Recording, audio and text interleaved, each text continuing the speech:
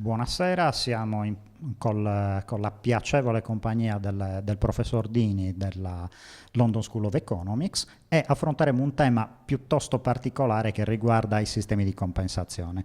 Il professor Dini parla di sistemi ben disegnati che contribuiscono, diciamo, a generare uno spazio di sperimentazione, diciamo, istituzionale. Può spiegarci un po'? Ecco, dunque,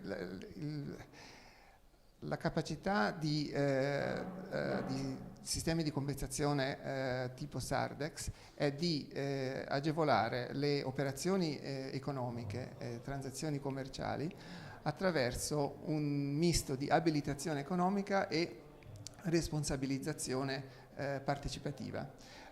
Perché questa cosa avviene, diciamo, i membri del circuito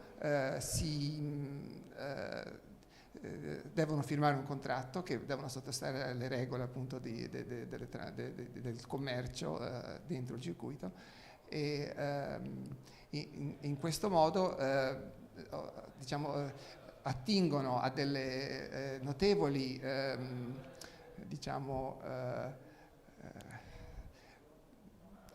agevolazioni, se vogliamo, nel senso che hanno più clienti, hanno più capacità diciamo di fatturare, hanno più stabilità, hanno accesso a credito e queste sono tutte cose, diciamo, motivanti, abilitanti. In più hanno anche, diciamo, delle responsabilità. Per esempio la trasparenza fiscale è una cosa estremamente interessante perché da una parte dà diciamo, una struttura diciamo proprio istituzionale, nel senso di un insieme di regole che i partecipanti devono seguire. Dall'altra è diciamo un aspetto tecnico che è estremamente innovativo perché nessuna altra moneta complementare o community currency che sia è riuscita a risolvere questo problema delle tasse, a parte il VIR svizzero e altri sistemi di compensazione simili, perché è sempre stato difficile tracciare chi è che sta transando.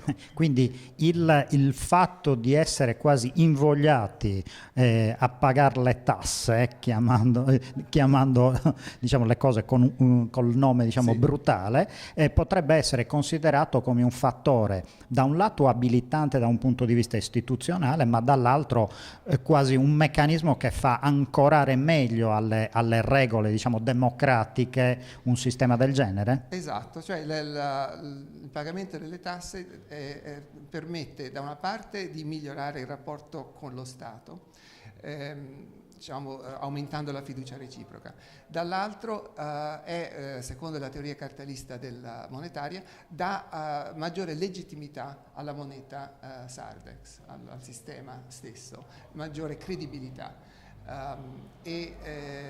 Questo, diciamo, potenzia l'aspetto istituzionale che però viene vissuto dai partecipanti in una maniera democratica, non in una maniera schiacciante, perché la parola istituzione può avere delle connotazioni sia positive che negative. Sardex riesce a creare delle istituzioni dal basso in una maniera che è costruttiva sia per i partecipanti sia per il rapporto tra il cittadino e lo Stato. Questo è bellissimo.